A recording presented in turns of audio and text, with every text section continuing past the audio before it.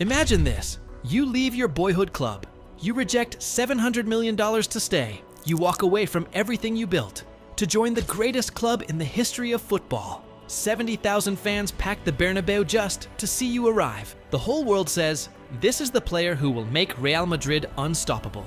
And then, you become a meme. Not just any meme, a dictator meme. Welcome back to Elite's Power. And today, we are going to tell you the story of how Kylian Mbappe went from the most exciting player on the planet to the most ridiculed superstar in world football. Let's take it back to the summer of 2024. Kylian Mbappe is 25 years old. He is at the absolute peak of his powers. 6 straight seasons at PSG, scoring 30, 35, sometimes 40 goals a season. The man was basically playing a different sport to everyone else. And then the announcement comes. Free agent, Real Madrid, done deal. This wasn't just a transfer, this was a coronation. The football world stopped. People weren't asking if Real Madrid would dominate. They were asking by how much. Think about it. You already had Vinicius Jr., one of the most dangerous players alive. Bellingham, the midfield genius. Rodrigo, Valverde, Modric, legends. And now you add Mbappe on top of that? The media called it unfair. Fans called it a cheat code. Even Barcelona fans were scared. I know you remember this moment. The excitement was unreal. But here's what nobody was telling you behind all that noise. The storm was already coming. It started quietly. A missed chance here, an offside there. But then came the moment that changed everything. El Clásico. Real Madrid versus Barcelona. The biggest game in club football. And Kylian Mbappe, the man Real Madrid paid their entire transfer budget reputation on, was flagged offside 8 times in a single match. 8 times. A league record.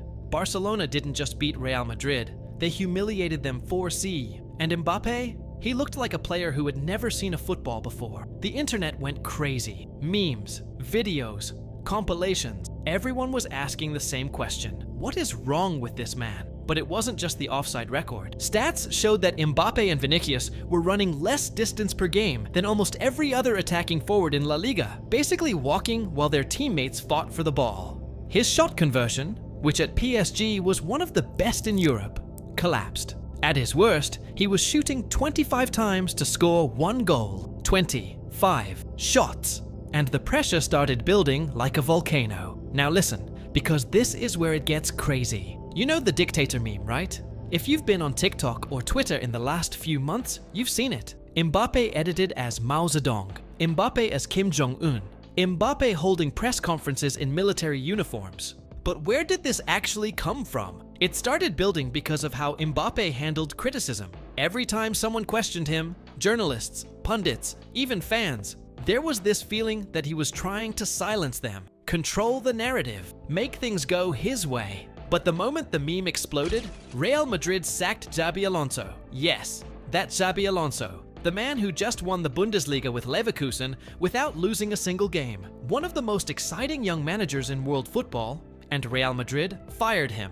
And the rumor that spread everywhere, that Mbappe had refused to give Barcelona a guard of honor after losing the Super Cup final, and the tension from that moment eventually contributed to Alonso's exit. Now look, we don't know if that's 100% true, but when you are a player at a club and the head coach gets fired and your name is somehow involved, the court of public opinion has already made its decision. Kylian Mbappe, dictator of the Bernabeu. And our community, I need you in the comments right now. Did Mbappe get Alonso sacked? Tell me what you think.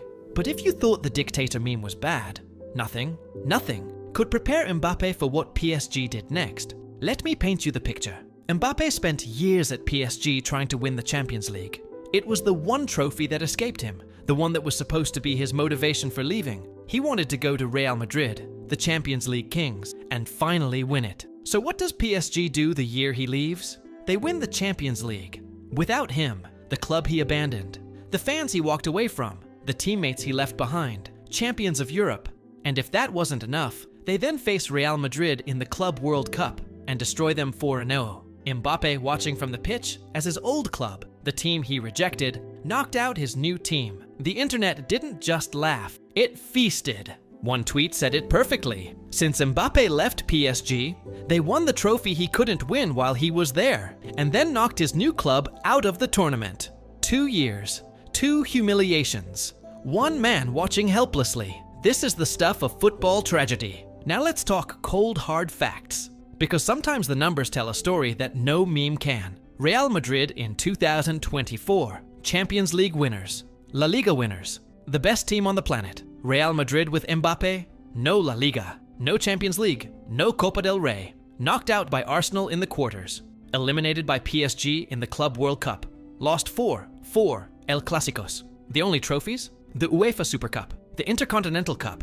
Both in 2024. Meanwhile, Barcelona, who everyone said were finished, won La Liga, won the Copa del Rey, won the Super Cup, made a 17-year-old kid named Lamine Yamal look like the second coming of Messi. And here's the part that really stings for Madrid fans. Before Mbappe arrived, Ancelotti had just delivered a historic double. The squad was perfect, balanced, lethal. Then Mbappe came, and somehow the team got worse. Was it his fault? Was it injuries? Was it tactics? The answer is complicated, but the result is simple. Real Madrid has not won a major trophy in Spain since the day Mbappe put on that white shirt. Hold on. Before you completely write this man off, I need you to hear the other side. Because here's the thing about Mbappe's story that most people are ignoring. In his debut season at Real Madrid, this man scored 48 goals and assists. He broke Di Stefano's debut season goal-scoring record, a record that had stood for 71 years. He won the Pichichi Trophy, La Liga's top scorer. He won the European Golden Boot. He scored in El Clásico finals. He scored hat-tricks against Manchester City. He was the best individual player in Spain for most of the season. And yet, the team didn't win. So is Mbappe a failure? Or is he a generational talent trapped in a broken system? Because let's be honest, Vinicius underperformed. Bellingham underperformed. Ancelotti's tactics were questioned all season. The injuries were catastrophic. Carvajal, Militao, Mendy, Camavinga, all gone for huge chunks of the season. Can one man save a broken team? Maybe the real question isn't whether Mbappe failed Real Madrid. Maybe the question is, did Real Madrid fail Mbappe? And that, the story of how the most hyped signing in a decade became the world's most famous football meme. From 70,000 fans chanting his name at the Bernabeu, to being edited as a dictator on every social media platform on Earth. From the player who was supposed to deliver Champions League glory, to watching his old club win it without him. Is Mbappe finished?